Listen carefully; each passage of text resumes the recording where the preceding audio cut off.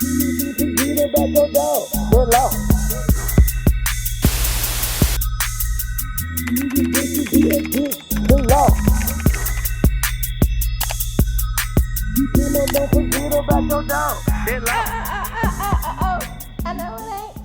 it ain't the style. Yeah, you know it's your girls.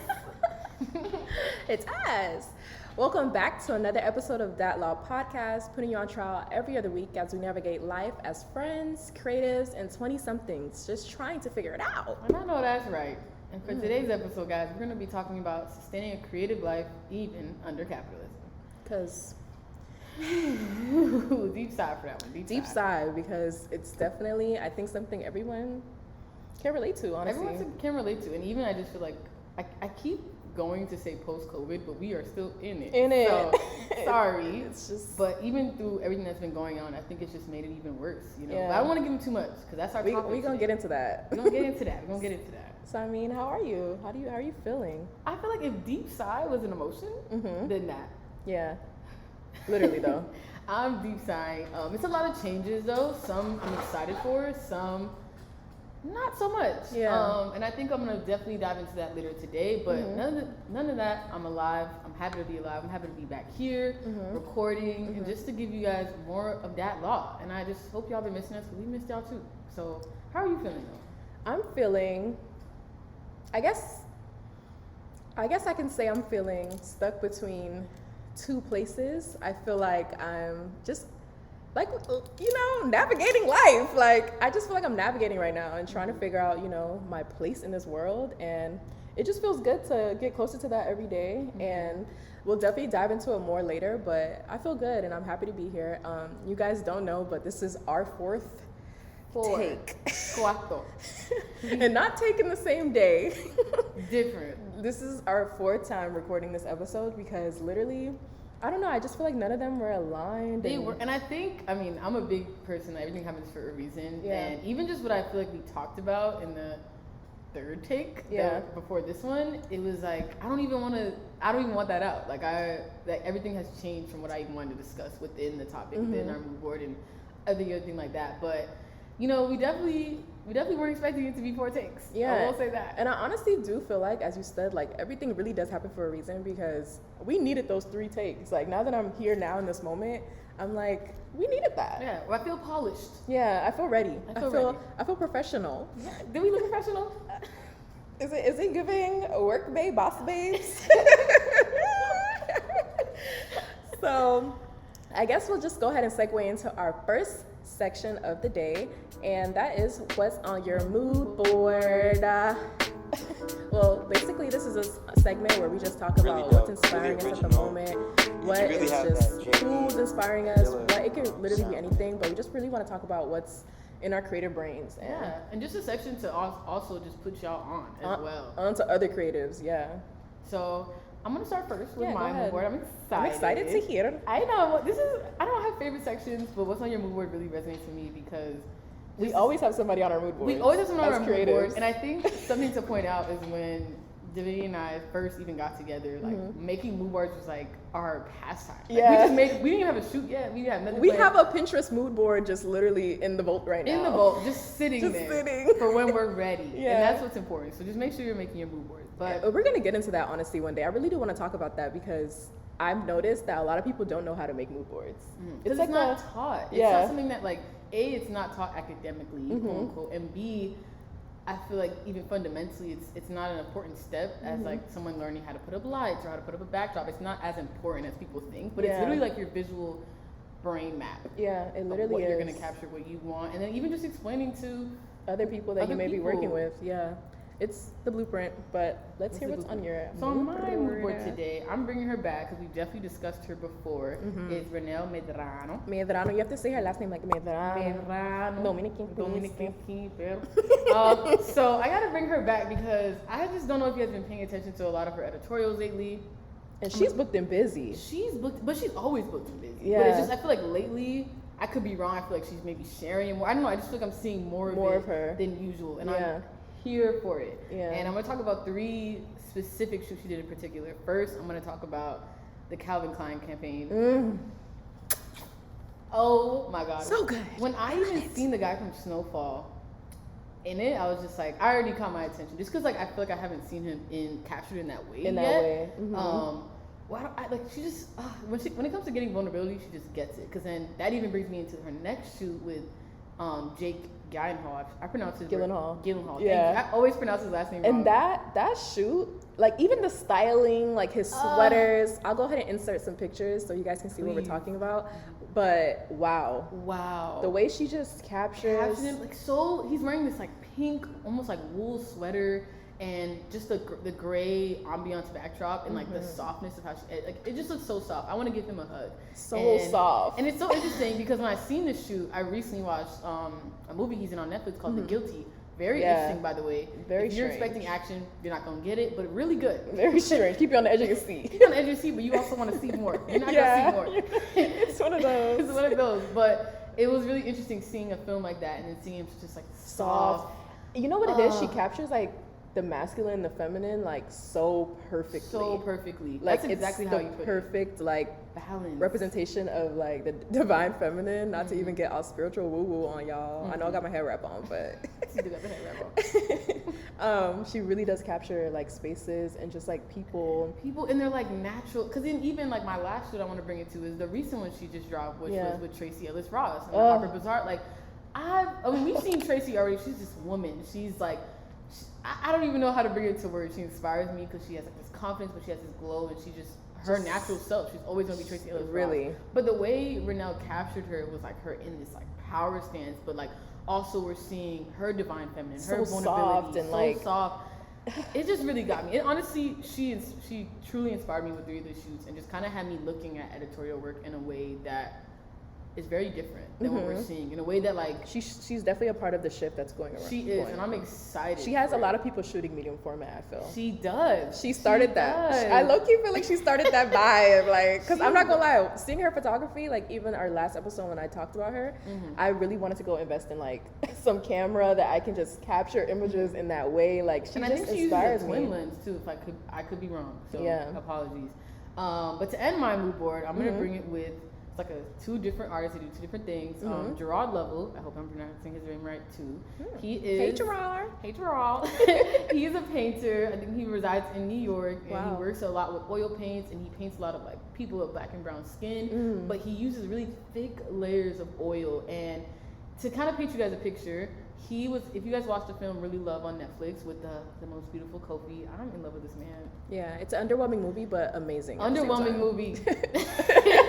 It's like much. Great. It's great for just black representation. Yeah, great. If you're expecting no drama, you're not getting it. Yeah, you're not getting it. But it does. I do love how they like, showcase this artist and his work in a different way in a film. And then it's funny because he has a cameo in the film where he's like walking by the work like it's not his.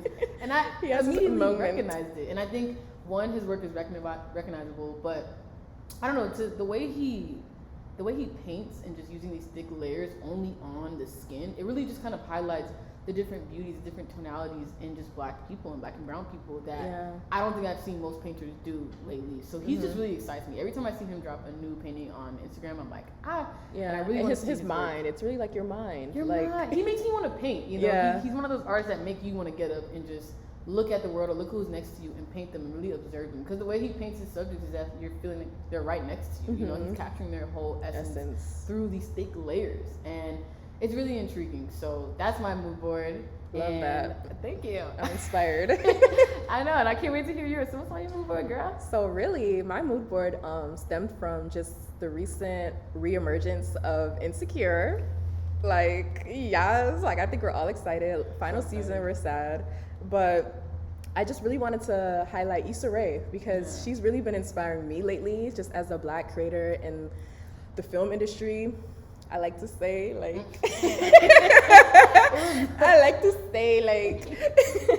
and I mean, Issa she's just super refreshing, I think, in this space that like, just watching Insecure and watching just things that she has her hand in, like even she dropped a new series called Sweet Life on HBO, and she basically like got together. I think she had definitely had her hand in the casting because they said she personally like selected them. I always wonder how that went. I know. You know? And it was like they said that she wanted to highlight them because they were a genuine group of friends in LA and like successful creatives, a group of successful creatives, and then trying to figure it out, and just 20 somethings, like literally where we are right now. I just really related to just a lot of things they were talking about. I think if you haven't seen it, it's definitely worth the watch. I think it's not drama, it's not Real Housewives. It's but like College Hill, but better. Yeah, it's like just creatives living. Yeah. A group of friends, like it's not much.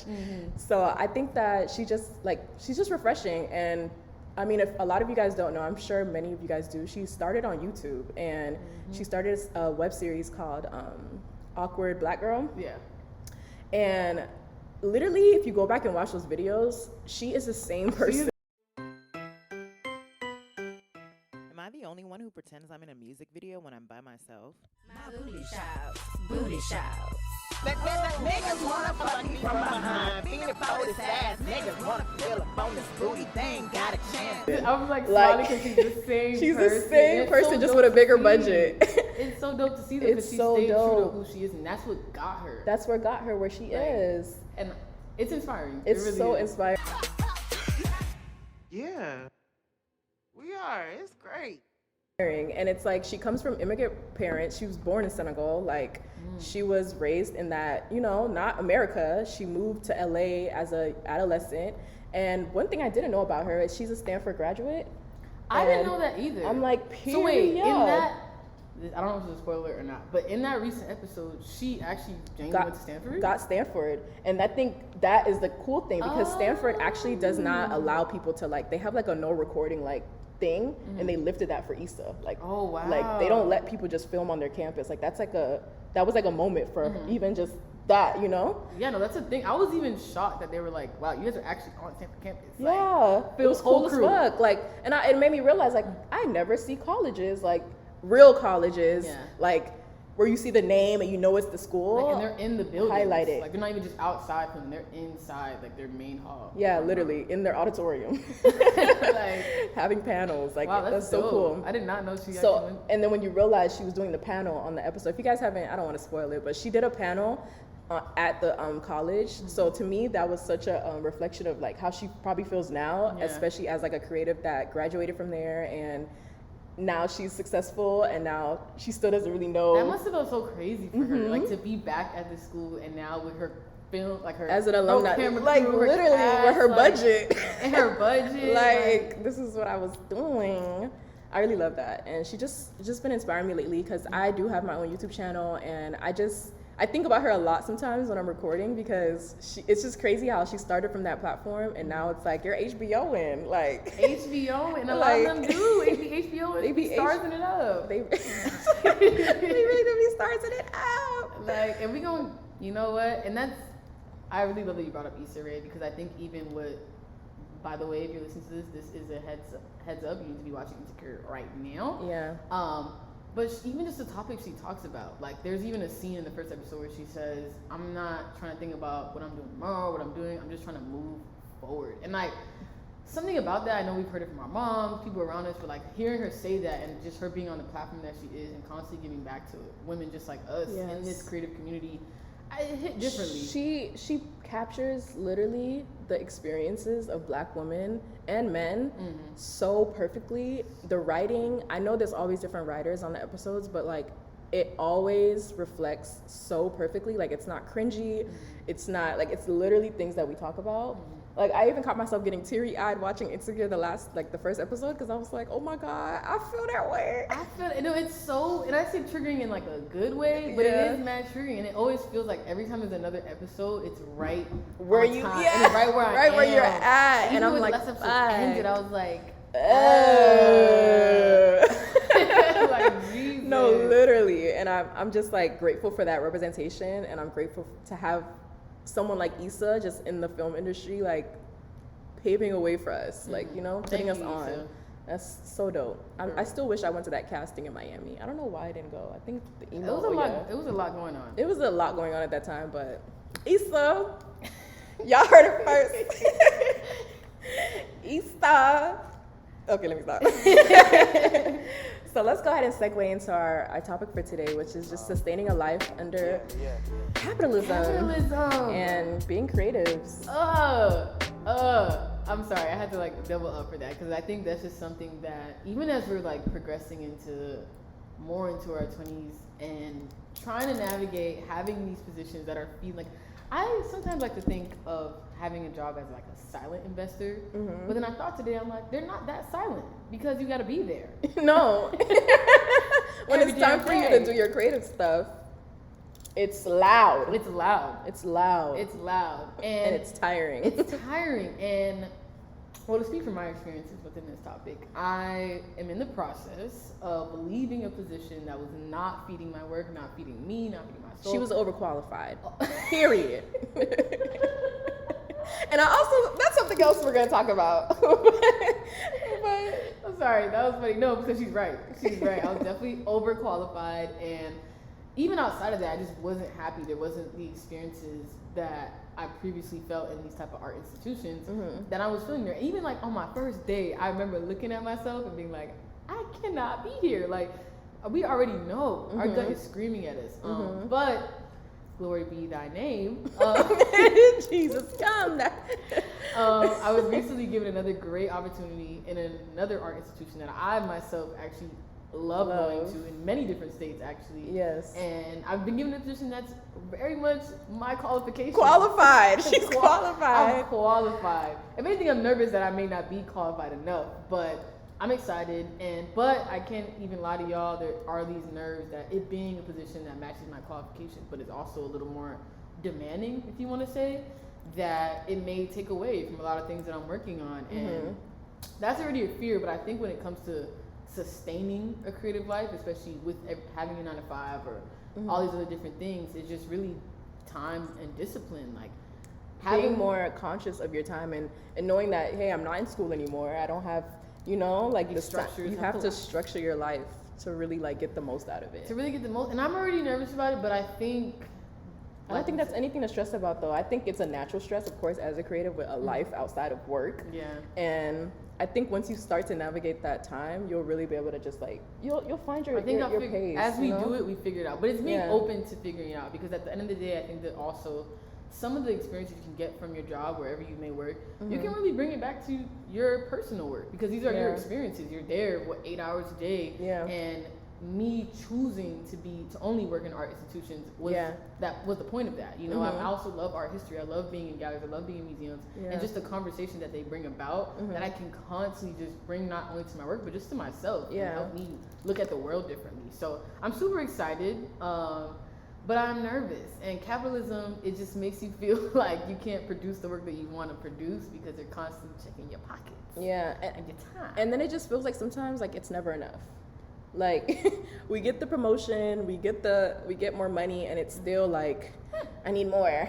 Like this is great, but dang, like I still want to do that. And that is like the pressure of capitalism that I hate. Like very though, because why do a lot of these jobs, like it's like as soon as you walk in the door, you feel that this is it.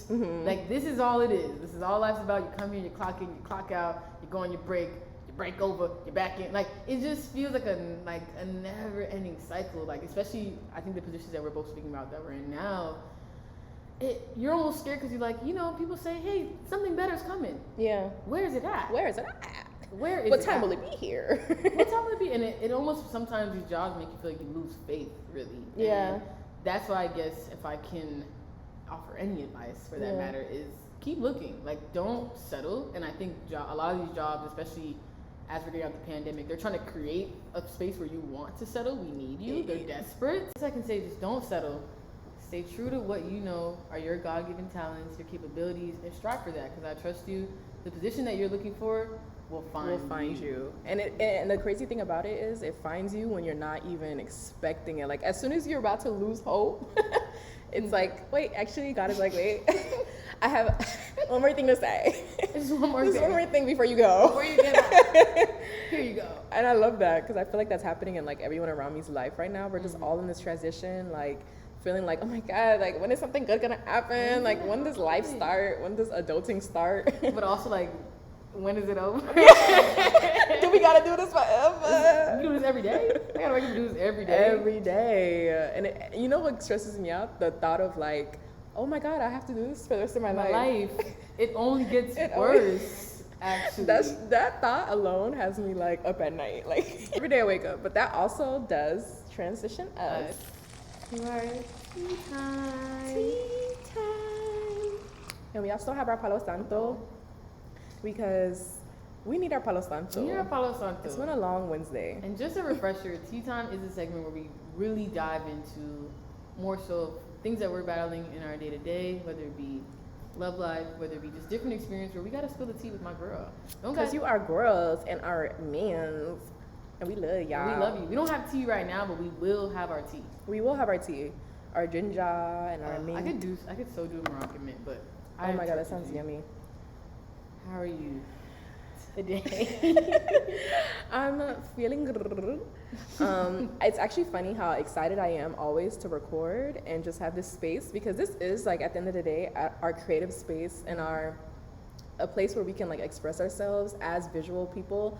And it's just our safe space, and I've just literally been counting on the days this week to just like be in the safe space again and like be able to express my girl.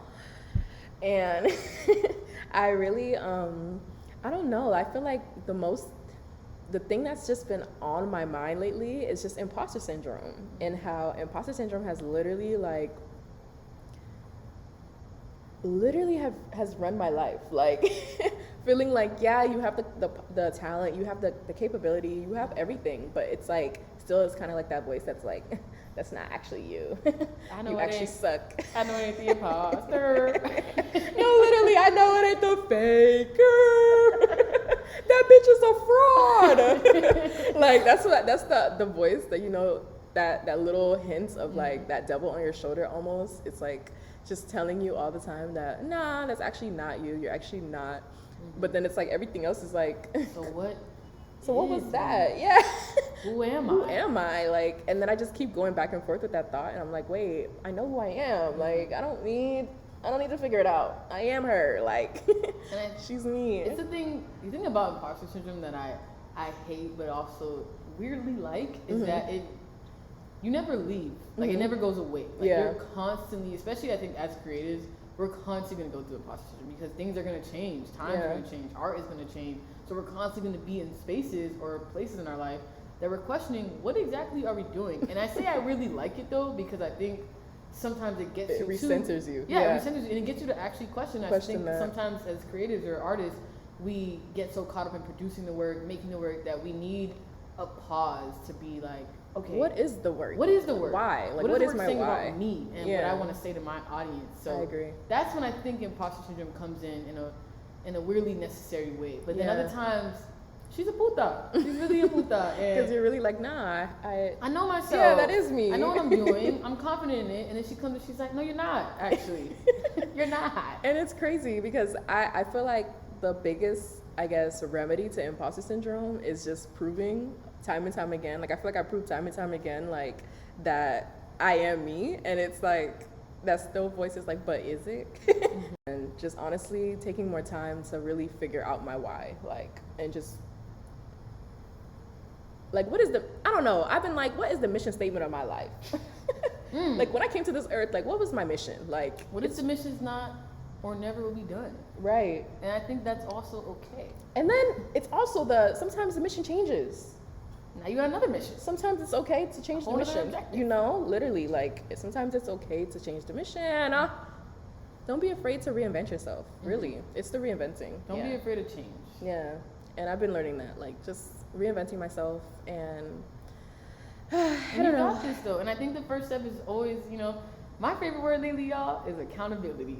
And the one thing is being accountable and recognizing that you're dealing with imposter syndrome, and you know you at the end of the day, as long as you're telling yourself that and you're voicing it, you're already on the right track. Literally. So continue to beat her up and show her who you are. Okay? I feel that. Okay. I guess my tea for tea time. What's your tea, girl? It's hot. It's being a big girl. Okay? And it's hard. Like, it's hard. Like, no one told me all of this. No, like no one prepared. And you know what's crazy? I remember always hearing stories about I'm how not prepared. Maserati. And you know, it's funny. I feel like growing up, especially in high school, I used to always wonder why a lot of people said the ages of 22 and 23 are so odd.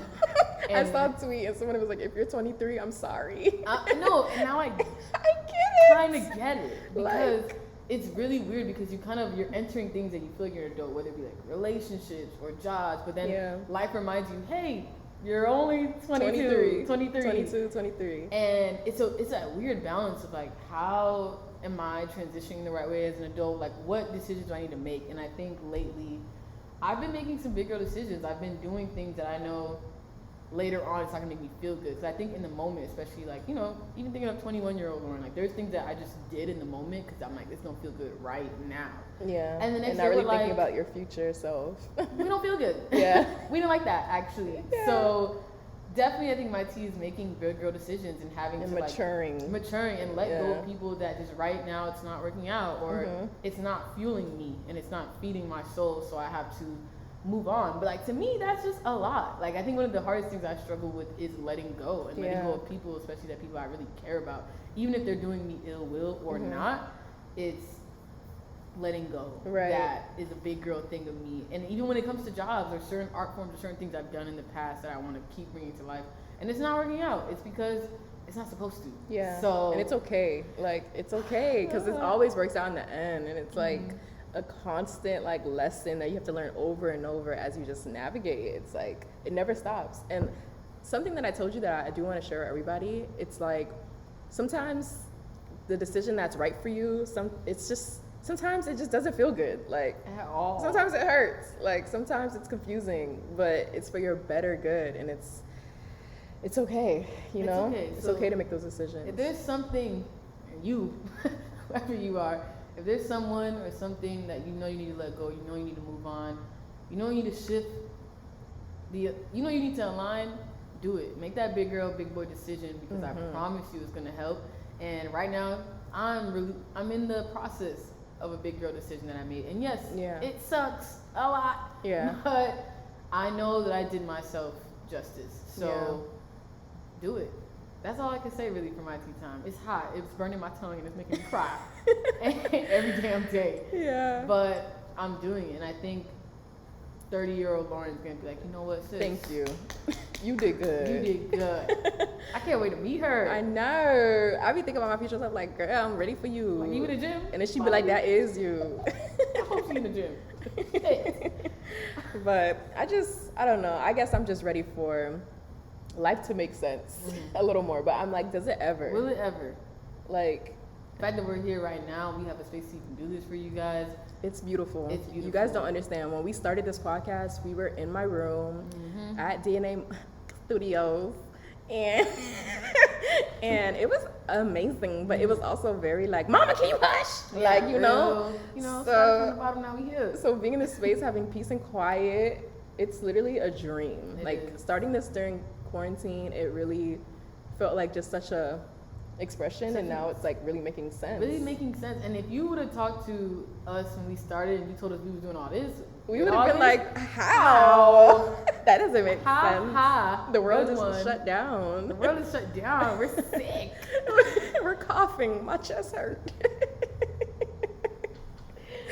But no, that's really how life has been. But we're happy to be here. We're happy to be here, and we hope you guys stick around. We have more things to share with you guys, more artists to share, and more of our experience that we want to also hear about yours. And that also brings us to, we will be putting our email down here. We want to hear from you guys, what you might want us to talk about. If you have questions for us, any artists you want us to highlight, anybody you want to put us onto, any experiences as a creative that you guys have, because I'm sure we'll come along to just having funny stories of just being on set and things that we really go through as women, as Black women, working in predominantly white spaces as artists. So we really want to hear anything that you guys have to say as a creative. If you are a creative, if you're not, thank you for listening. Anyways, we still love our intelligencers. Without you, the world's going round. But thank you guys. Thank you guys for being here. And on that note, Dat Law, we out. The law. Don't forget about your dog. Dat Law. You broke niggas that should be against